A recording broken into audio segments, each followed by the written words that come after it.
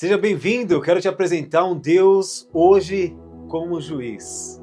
E não saia daí, curta e compartilhe com outras pessoas.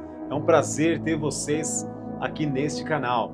O Tribunal Celestial é uma realidade espiritual fundamentada nas Escrituras, onde causas são julgadas, acusações são apresentadas, intercessores se colocam entre o céu e a terra para reivindicar justiça, e muitos caminham pela vida carregando sentenças antigas, acusações espirituais, pactos desconhecidos ou brechas que permitem que o inimigo se mova legalmente. No entanto, há uma esperança: todo aquele que nasceu de novo tem acesso às cortes do céu. E eu quero apresentar para você: você foi chamado para mais, para além das batalhas espirituais ou convencionais. Há um lugar de autoridade onde os filhos legítimos se movem, não apenas para reagir, mas para legislar. Bem-vindo ao Tribunal Celestial. Tribunal de Cristo, também conhecido como Bema de Cristo. Bema em grego significa plataforma ou tribuna elevada. No contexto bíblico, refere-se a Tribunal de Cristo, onde os crentes serão julgados e recompensados por suas obras. E é mencionado no Novo Testamento, onde, como no momento em que os cristãos serão avaliados por suas obras realizadas após a conversão. Esse julgamento não visa determinar a salvação, que é segurada pela fé, mas sim recompensar os crentes conforme as suas ações.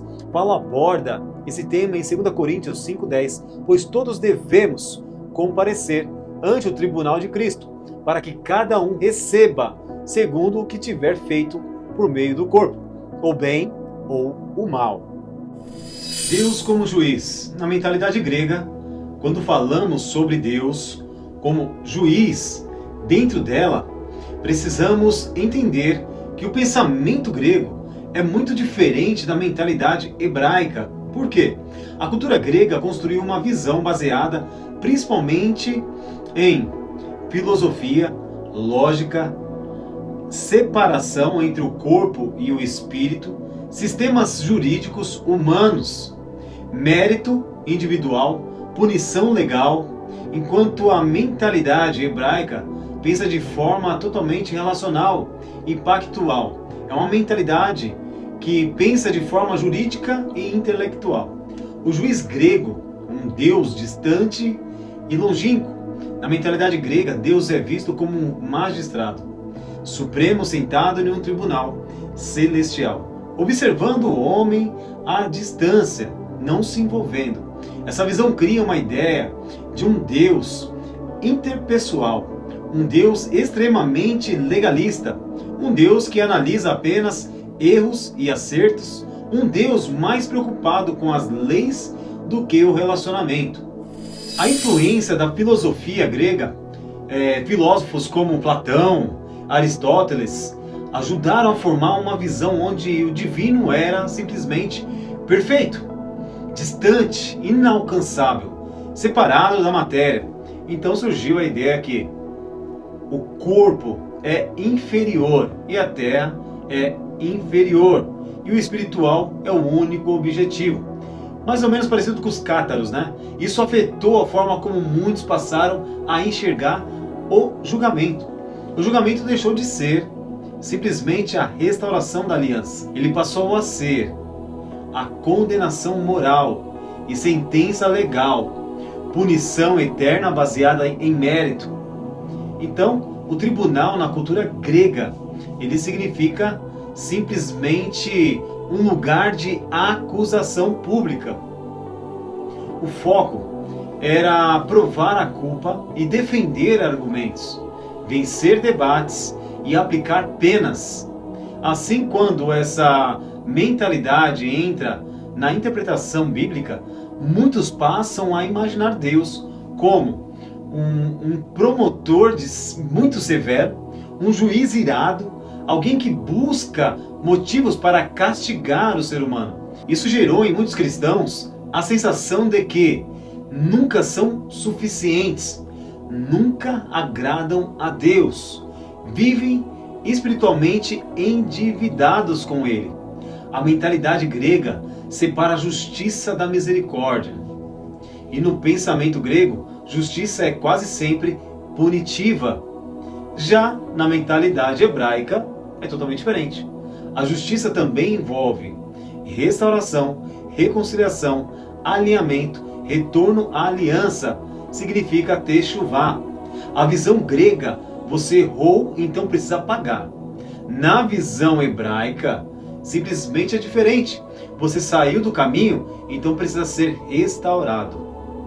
Essa diferença muda, por quê? Ela muda completamente a forma de enxergar Deus.